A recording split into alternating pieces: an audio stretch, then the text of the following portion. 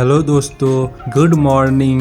Welcome back to my new video. And आज के इस वीडियो में आप सबका बहुत बहुत स्वागत है। तो आज हम आपको लेके जाने वाले हैं वैली ऑफ फ्लावर्स, जो कि उत्तराखंड के गढ़वाल क्षेत्र में स्थित है। तो आगे बढ़ने से पहले हम जान लेते हैं कि यात्रा का रूट मैप क्या होने वाला है। तो देखिए, ये है यात्रा का रूट मैप। डे 1 में हम हरिद्वार या ऋषिकेश से जाएंगे गोविंद घाट, जो कि बाबा बद्रीनाथ धाम से मात्र 25 किलोमीटर पीछे पड़ता है। डे 2 में हम जाएंगे गोविंद घाट से घाघरिया, जो कि पैदल ट्रैक होने वाला है और हम पैदल ही जाने वाले हैं। डे 3 में हम जाएंगे घाघरिया से वैली ऑफ फ्लावर्स और रिटर्न शाम तक घाघरिया आ जाएंगे। डे 4 में हम घाघरिया से रिटर्न गोविंद घाट आ जाएंगे और हो सकता है उसी दिन हम गाड़ी पकड़ के हरिद्वार या ऋषिकेश भी शाम तक आ जाएंगे। इस यात्रा में आपको रहने और खाने का उत्तम व्यवस्था मिल जाएगा, गोविंद घाट में भी और घाघरिया में भी, गुरुद्वारा के तरफ से फ्री ऑफ कॉस्ट। इसके बाद अगर आप अपना प्राइवेट एकोमोडेशन बुक करना चाहते हैं तो वो भी आपको मिल जाएगा दोनों जगह। तो दोस्तों, कल रात में ही हम हरिद्वार से गोविंद घाट आ गए थे और रात में गुरुद्वारा में स्टे किए और मॉर्निंग में फ्रेश होकर टैक्सी लेके गोविंद घाट से पुलना आ गए। और अब यहाँ से हमारी ट्रैक स्टार्ट होगी घाघरिया के लिए। तो चलिए अब चलते हैं हम आगे और सारी जानकारी विथ अपडेट के साथ दिखाते हैं। देखिए, यहाँ पर बोर्ड लगा हुआ है। इसी बोर्ड पर घोड़ा और खच्चर का प्राइस चार्ट भी लिखा हुआ है, पुलना से घाघरिया तक का। तो दोस्तों, फाइनली हमारी ट्रैकिंग स्टार्ट हो गई है और स्टार्टिंग का एक्सपीरियंस बाबा केदारनाथ धाम के जैसा ही लग रहा है। तो चलिए अब आगे देखते हैं। और देखिए, पुलना के बाद हमारा फर्स्ट पड़ाव आ गया है जंगल चट्टी। अब हम चलते हैं आगे की ओर और देखते हैं आगे क्या होता है।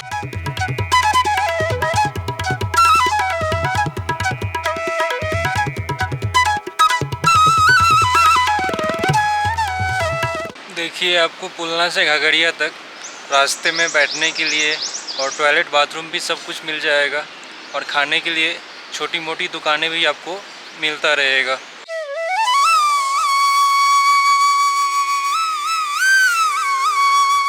दोस्तों, तो अब हम घाघरिया पहुंचने वाले हैं। शायद 1-2 किलोमीटर अब बच गया है।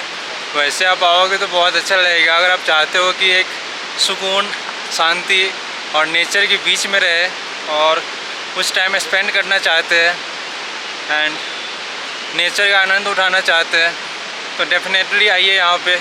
ये ट्रैक आपके लिए है और ये सेम ट्रैक है वैली ऑफ फ्लावर्स के लिए और हेमकुंड साहिब के लिए भी। मतलब गोविंद घाट से लेके घाघरिया तक, फिर घाघरिया से एक ट्रैक जाता है वैली ऑफ फ्लावर्स के लिए और दूसरा ट्रैक जाता है हेमकुंड साहिब के लिए। तो चलिए आगे का ट्रैक भी दिखाते हैं। इस नेचर और प्रकृति के गोद में आकर मेरा मन यहाँ से जाने का नहीं होता है। मन करता है कि ऐसी आगे बढ़ते जाए और इन पहाड़ों में कहीं खो जाऊं।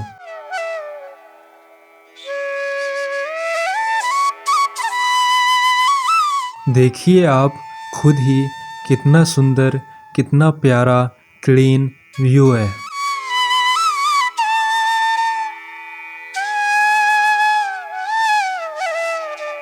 अब हम एक ब्रिज क्रॉस करने वाले हैं जो कि पुष्पावती नदी पर बना है। ये पुष्पावती नदी भी वहीं से आ रही है जहां हम जा रहे हैं। ये नदी भी उसी ग्लेशियर से निकलती है जो कि वैली ऑफ फ्लावर्स के पास ही है।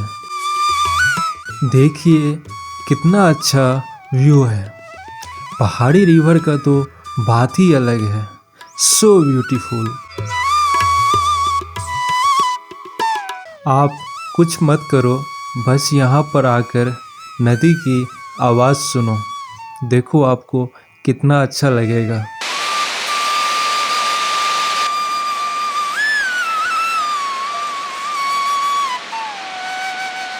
देखिए, रास्ते में हम जितना ऊपर जा रहे हैं, हमको उतना ही शांति और सुकून का एहसास हो रहा है और प्रकृति के नज़दीक होने का एक अलग ही आनंद आ रहा है। यह पूरी हिमालय क्षेत्र पिंडर घाटी या पिंडर वैली के नाम से भी जाना जाता है। आज भी ऐसा माना जाता है कि पिंडर घाटी में भगवान शिव का निवास होता है, जो कि मुख्य रूप से चमोली जिले के पिंडर घाटी में ही स्थित है।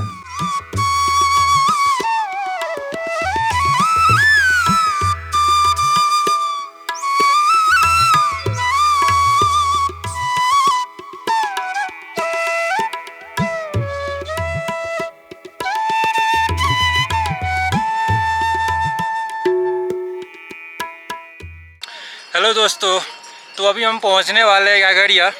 तो रास्ते में एक दो फ्रेंड मिल गए हैं, तो थोड़ा उससे जान लेते हैं कि वो कहां से आए हैं और उनका एक्सपीरियंस क्या है। तो आइए थोड़ा बात करते हैं। तो कैसे आप? बढ़िया बढ़िया है। तो बताइए आपका नाम क्या है और कहां से आए हैं? जगरूप सिंह है, तरन जिला है जी। दूसरी बार आए हैं। तो यहाँ पर आने का एक्सपीरियंस कैसा है आपका? बहुत बढ़िया लग रहा है, बहुत मौसम बहुत बढ़िया है। इसको बोला है ब्लॉग थोड़ा सा हमारा भी ले लो, कह रहे ले लेंगे। यहाँ की लोकेशन बहुत अच्छी है। तो भाई आप कहाँ जा रहे हैं? अभी हम लोग गोविंद धाम जा रहे हैं। गोविंद धाम अभी हम रात यहाँ रहेंगे और कल सुबह के लिए श्री हेमकुंड साहिब जी के लिए जाएंगे। तो आपका ये यात्रा का एक्सपीरियंस कैसा रहा अभी तक? बहुत अच्छा है भाई, बहुत अच्छा है। आप फर्स्ट टाइम है या दोबारा आ रहे हैं? दो बार मैं 2 बार आ रहा हूँ। चलिए एक बार जोर से जयकारा लगा दीजिए।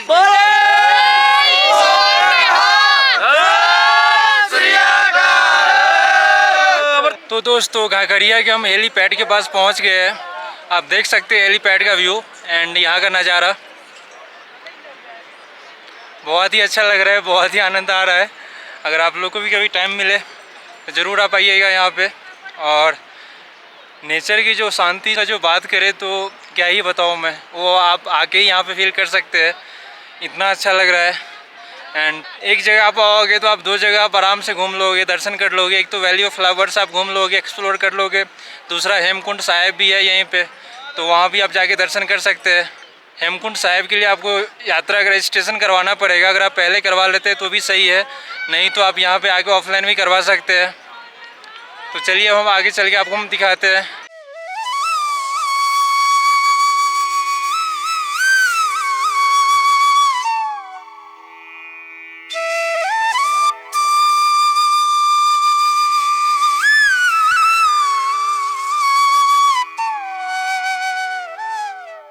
देखिए अब घाघरिया हेलीपैड से थोड़ा ही दूर आप आगे आइएगा गुरुद्वारा की तरफ, तो आपको रास्ते में ढेर सारा ऐसा चीर का पेड़ दिखेगा, जो कि देखने में बहुत ही अच्छा लग रहा है। आप देख सकते हैं।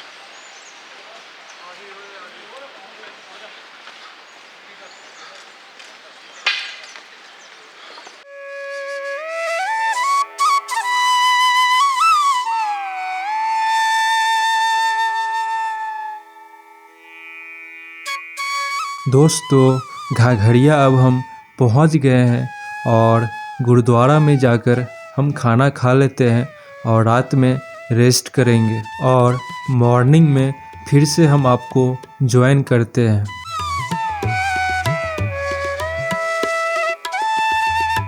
गुड मॉर्निंग दोस्तों। गर्मी के मौसम में -9 डिग्री सेल्सियस का एक्सपीरियंस काफ़ी अच्छा रहा है।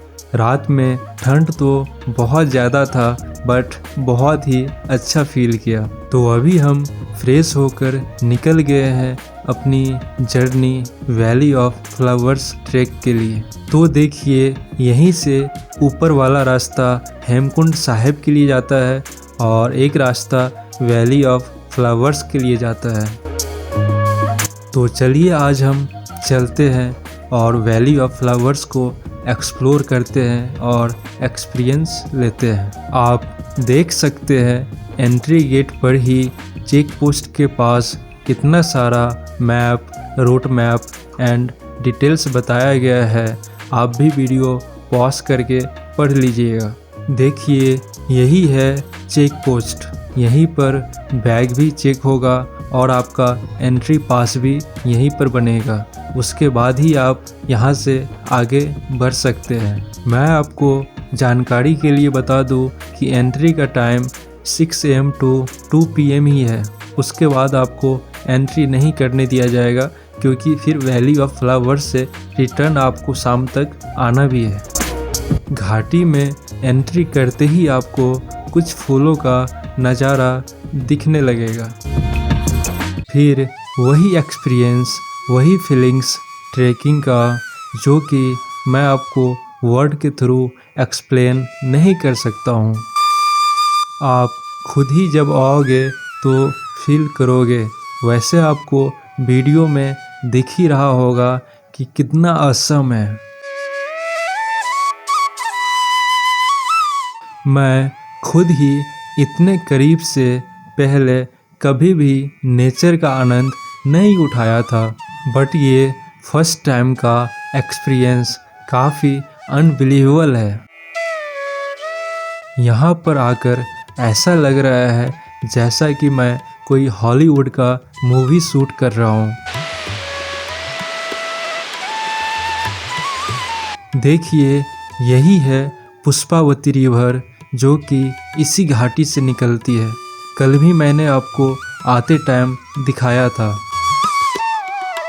ये रॉक्स को देखिए, ऐसा लग रहा है जैसा कि ये हमसे बात करना चाहता है या हमको कुछ कहना चाहता है। ये देखिए नदी की गरजती हुई ध्वनि, आवाज़। मन करता है पूरी लाइफ यहाँ पर बैठ के सुनते रहूं। मुझे बोलने का तो बहुत मन कर रहा है, बट ज़िंदगी के कुछ पल ऐसे होते हैं जहाँ शांत रहकर ही अपने आसपास की एनर्जी को गेन करना चाहिए और उसे फील करना चाहिए।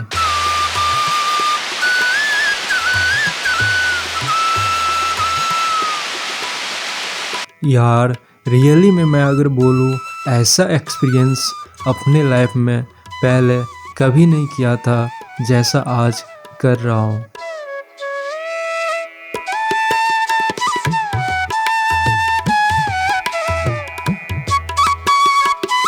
मैं बस एक ही बात बोलूँगा कि लाइफ में जब भी टाइम मिले तब इन पहाड़ों के बीच प्रकृति के गोद में आकर अपने लाइफ का कुछ टाइम ज़रूर स्पेंड कीजिए, क्योंकि जो खुशी आपको लाइफ में कोई भी नहीं दे पाएगा, शायद आपको यहाँ पर आकर मिल जाए।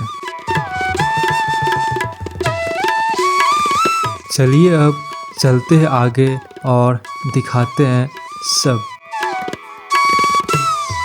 जितना आगे हम वैली की तरफ बढ़ रहे हैं, उतनी ही ज़्यादा अच्छी वाइब्स आ रही है मेरे तरफ। ये देखिए, ऐसा ही रास्ते से हम होकर जाएंगे।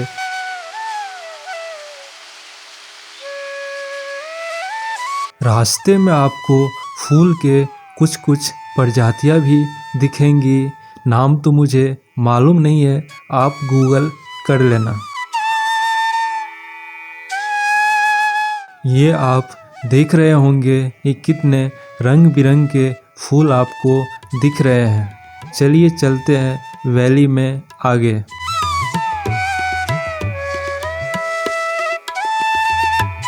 रास्ते में आपको जाते जाते बहुत सारे वाटरफॉल्स ग्लेशियर से निकलती हुई दिखेंगी, जो कि इस वैली में और चार चांद लगा देती है देखने में।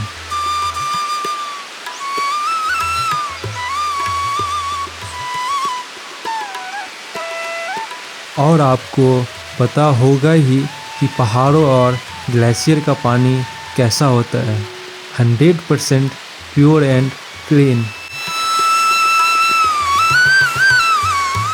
बहुत सारे पौधों में फूल अभी नहीं आया है, आएगा शायद सितंबर तक। ये देखिए, ये वैली का व्यू है। अब हम वैली के अंदर आ चुके हैं और ये देखिए वैली का खूबसूरत नज़ारा।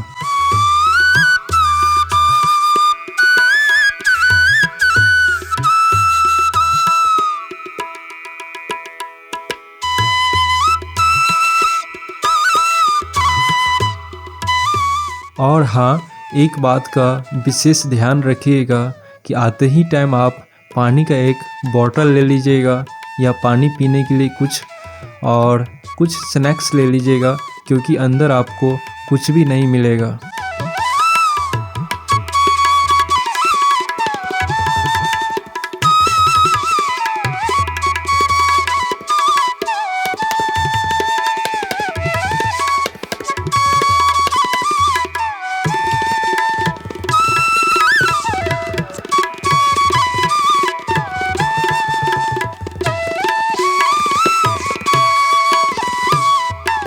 ये देखिए एक और पिघलते हुए ग्लेशियर का पानी।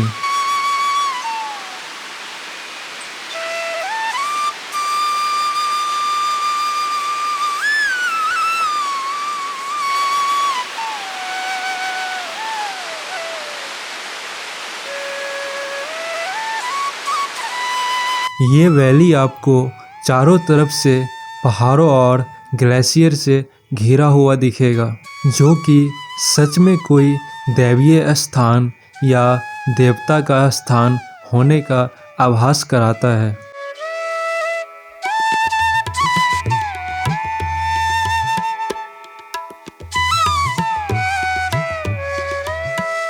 कुछ देर बैठने के बाद, रेस्ट करने के बाद, चलिए अब हम चलते हैं ग्रेव की ओर दर्शन करने।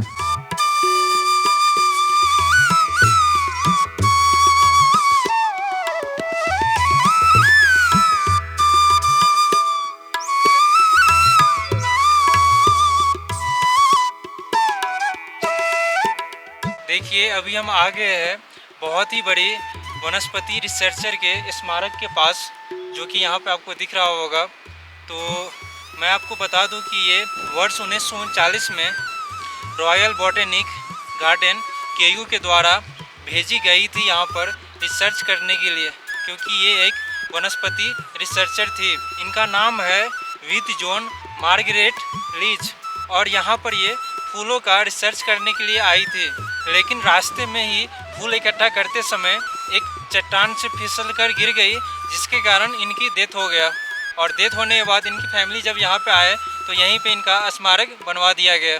और फिर कुछ सालों के बाद इनकी बहन भी यहाँ पर रिसर्च करने के लिए आई और वो वहाँ से रिसर्च करके गई। तो यहाँ पर जो आप ये सुंदरता आप देख रहे हैं वैली ऑफ फ्लावर्स का, ये पहले भी ऐसे ही था, आज भी ऐसे ही है।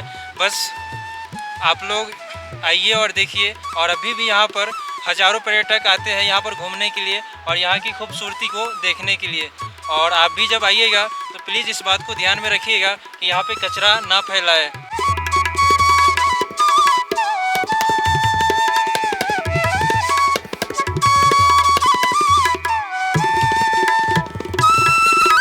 आप खुद ही देख सकते हैं कि वैली ऑफ फ्लावर्स कितना अच्छा लग रहा है और यहाँ की हर एक फूल कैसे हंसती हुई, खिलखिलाती हुई नज़र आ रही है। तो दोस्तों, इस वैली ऑफ फ्लावर्स का अगर एरिया के बारे में बात करूं तो ये 2 किलोमीटर चौड़ा और 8 किलोमीटर लंबा है। इस वैली की ऊंचाई समुद्र तल से लगभग 4000 मीटर है और यह नंदा देवी राष्ट्रीय उद्यान का एक हिस्सा है। ऐसा माना जाता है कि रामायण काल में हनुमान जी जो संजीवनी बूटी के लिए आए थे वो यहीं पे आए थे और ये यही पर्वत है और इसी पर्वत को अभी हम वैली ऑफ फ्लावर्स के नाम से जानते हैं। और यही है हमारी प्रकृति, जिसको आजकल हर जगह डिस्ट्रॉय किया जा रहा है।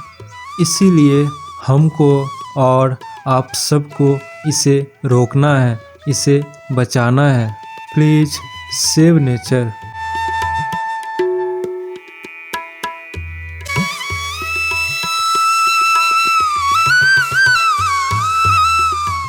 इस फूलों की घाटी का खास बात ये है, हर दूसरा सप्ताह ये घाटी अपने फूलों का रंग बदल देती है, कभी लाल, कभी पीला, कभी हरा एंड ऑल।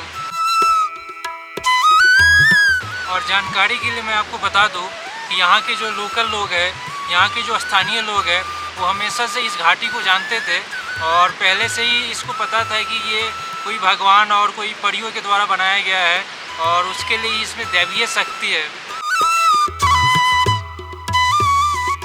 और साल 1998 में यूनेस्को ने इस घाटी को विश्व धरोहर सूची में ऐड कर लिया गया।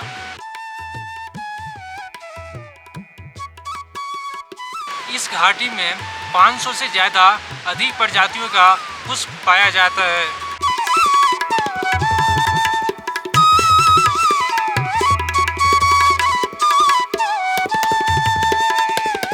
और अगर इस घाटी में अगर आप आना चाहते हैं तो इस घाटी का आने का टाइम है लास्ट जुलाई और अगस्त।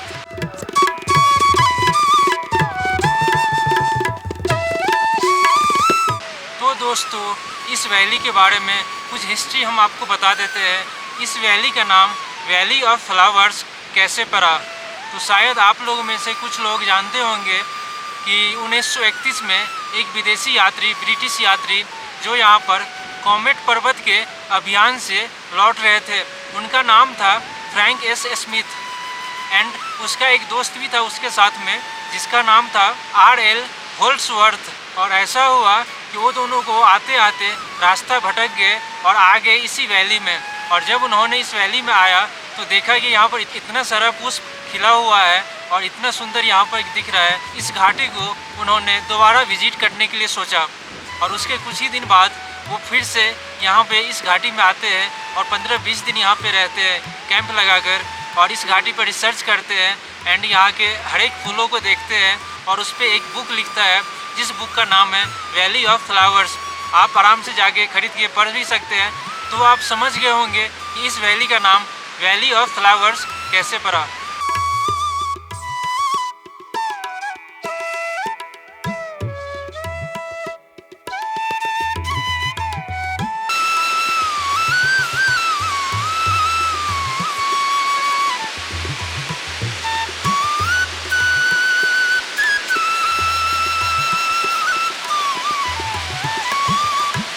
तो दोस्तों, ये वीडियो आपको देख के कैसा लगा और वैली ऑफ फ्लावर्स घूम के आपको कैसा लगा, प्लीज़ आप कमेंट बॉक्स में कमेंट करके ज़रूर बताइएगा। और अगर आपको ये वीडियो थोड़ा सा भी पसंद आया हो तो प्लीज़ आप इस वीडियो को लाइक कीजिएगा और अपने फ्रेंड और फैमिली के साथ शेयर भी ज़रूर कीजिएगा। और अगर आप हमारे चैनल पर पहली बार आए हैं तो प्लीज़ आप हमारे चैनल को सब्सक्राइब भी कर दीजिएगा। तो दोस्तों, चलते हैं अब हम और मिलते हैं फिर किसी अच्छे वीडियो के साथ। तब तक के लिए जय हिंद, जय भारत, थैंक यू।